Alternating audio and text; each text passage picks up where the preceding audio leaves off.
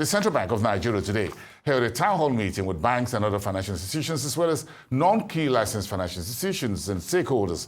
Now, the idea was to deepen financial inclusion, banking sector education, and provide updates on key areas such as the payment system, among others. Now, discussing this with me now on the show is Uche Uzoebo, the Managing Director and CEO of Shared Agent Network Expansion Facilities, or SANEF. Good evening to you, madam, and we thank you for coming on the program. I know it's been a very long day. I was in the hall briefly for a couple of minutes, so I knew how it was. Hundreds of folks in the hall, and I was quite enthused that Nigerians really came out and they want to listen to the central bank. They want to listen to those of you who are key institutions in the banking space and some other officials of banks and other institutions. So give me your take of this town hall meeting organized by the central bank today in Lagos. Thank you very much. What I will say is that that event, it was a resounding success. At least I saw that. You saw that?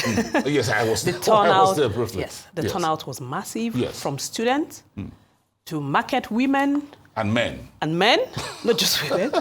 Then we have the fintechs, the banks. You have the community leaders. You know, involving everybody. Everybody was there, and the energy in the room was also very, very intense. I was surprised. Every chair, and I can see that. That's some of the images there. And people, huge. We didn't even know when we spent more than 5 hours there.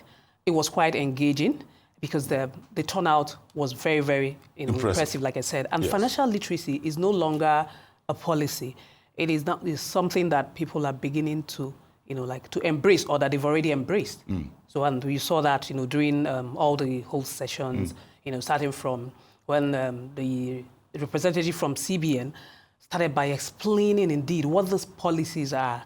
The truth is that Central Bank of Nigeria, the truth is that the Central Bank of Nigeria, of course, we have to have the policies in place to guide most of the activities and operations. However, that's not to scare the populace away. It's for them to understand the need to have those things in place.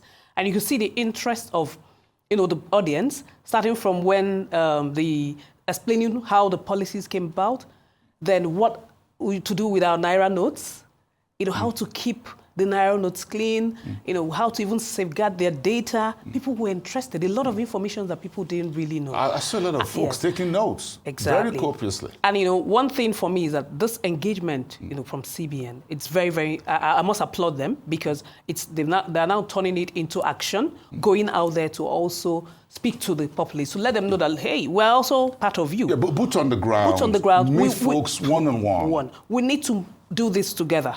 So it's not about us trying to find who, or to handcuff anybody and say who is the thief or catching the thief. It's for us to do the right thing and do it and also to gain the trust. And you think, madam, that this, despite our level of school education achievements in Nigeria, we're well read as a country, that we still find folks this much in that particular auditorium, ready to listen, ready to learn, sometimes basic information about banking and financial services. Yes. That's what we call the lack of financial literacy.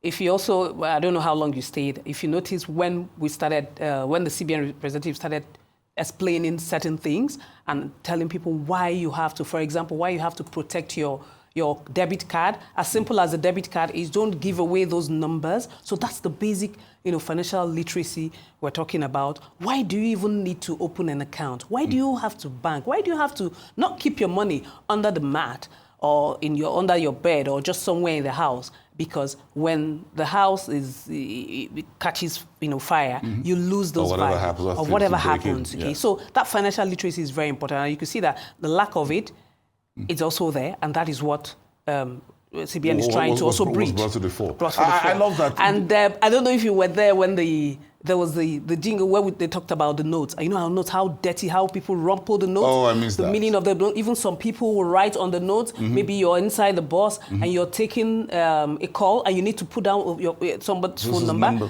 They're using our note, our dear Naira. Or you count them at the shop. You want to know, what's this by? Or someone is even cooking, or you're mixing, maybe like the women that make like palm oil and all, and you use the same hand and all of that. to rumple that. So we saw it, and a beautiful video, to showcase how not to how not to handle the currency. Yes, the currency. Because it costs naira to print the naira. Exactly, and also not to commoditize the naira. Very important. And the message went, Glenn. I mean, the whole hall, the students were actually jingling, even with the jingle. So again, trying to communicate in a way they will reach the people. They'll reach the people, the last mile. I noticed the basic languages, the local languages were there, and even pidgin. when they were trying to do the presentations, we were not speaking all the the English and all that. We had to break it down to at times Yoruba, break it down to simple terms that the people, other folks audience would understand. Yes. Why are this? I think this is very, very important. And why is it very important for central bank and others? You are not in the banking sector. You've been in the banking sector, so you're products of the industry. But why are these public engagements or town hall meetings important for the central bank and the banking public? Do you think it will raise the game in terms of not just enlightenment? Does it make the job of the central bank a lot easier? Yes, absolutely. It's very important because, one, like I said earlier on, the financial literacy, we need to improve on that. People need to understand what is happening. We need to gain the trust. The trust. I love that. Very important.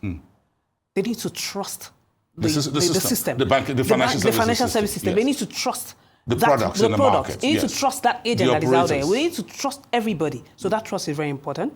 Then also to embrace the digital services and the channels that we have, as well as collaboration. Collaboration. Very important.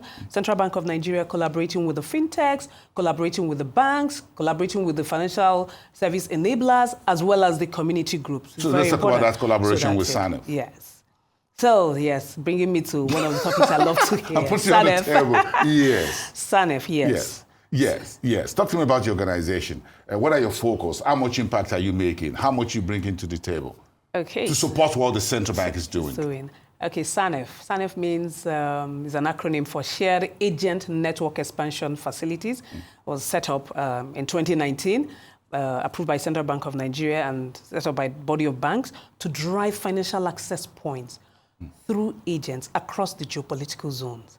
So you know what you typically know as the POS agent.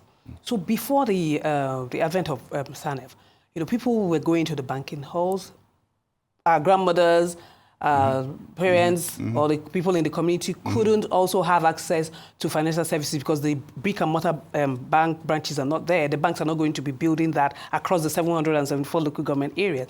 So we had that need to deploy access points through another layer through these agents came up. And that is what SANEF, what we did. Working together with with Central Bank of Nigeria, the licensed mobile money operators, the banks and the super agents to have the financial access points, to have this agent deployed across the geopolitical zones. So we started that in 2019, and today we have over 2 million agents across the 774 local government areas. Wow. At least when you get to a local government area, you must find an agent. The agent that will serve the community. So now it's very easy for people to be able to go to an agent to have a basic financial services performed, to even open a bank account or a wallet. Okay. So yeah. Now I'm going to ask you a question. This is not on the list of questions. Because if you have 2 million agents, we can do this much. Do you think we can onboard services such as insurance on your network, CNF? Do you think that will help the insurance folks grow the turnover, the size of what much they can do? Do you think that is possible? Yes, definitely. Already, because SANEF, we collaborate with everybody, even the insurance company, even the micro insurance, to be able to deploy that through the agents. Micro pensions as well, to deploy that through the agents to the last mile. Because, you and I, we talk about insurance, but when it comes to the last mile, we're talking about micro insurance. So yes, that is already happening today because you have some, but there's still a lot to be done in that. So yes, with that will be. That is already is in place. Is in place. Because the agents, one other thing, because these agents are built to not just taking your money, depositing it, and withdrawing it. They're also there to offer other services. Yes, like the microinsurance, micro pension, open the account for you, and all, and you'll be able to pay back. So they collect the funds. So even when you want to pay back, so you pay back, maybe you have a collection account, they'll be able to collect that deposit. They should be able to tell folks how to invest in the stock market. I'm in stock market.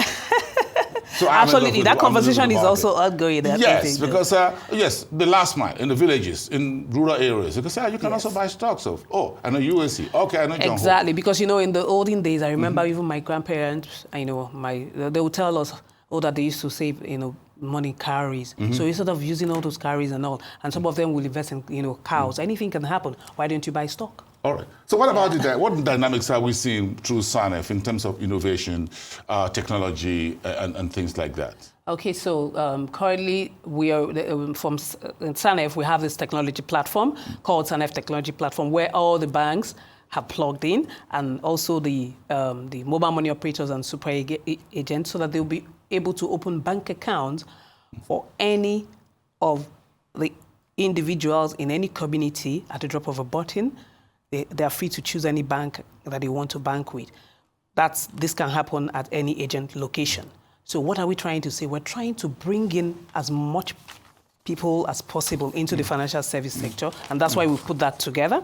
Also, financial literacy is one of the things that we can't lose an eye for, because it's a continuous course to teach the populace as well as the agents, who in turn becomes the ambassadors for the community. So we're we should have this central bank town hall meeting, not just in the fancy places like Lagos, where you and I wear some nice suits, as it were. Oh, I'm glad to let you know that it's moving to Abeokuta in 2 days' time. That's on Thursday. Oh. Yeah, so the train is moving to Abeokuta. Yes. And after that, it will also get to the northern part, of Nigeria, and also the south. I better get my ticket. Yes, you have to be there. 3 days from now. Yes. All right. Exactly. Okay. The more down the pyramid, the better to reach more Nigerians. Thank you, madam. Exactly. Thank you so much. For all you do. For having me. For making the time after the whole day at the town hall today. Thank you so much for coming, the managing director of SANEF, the Shared Agent Network expansion.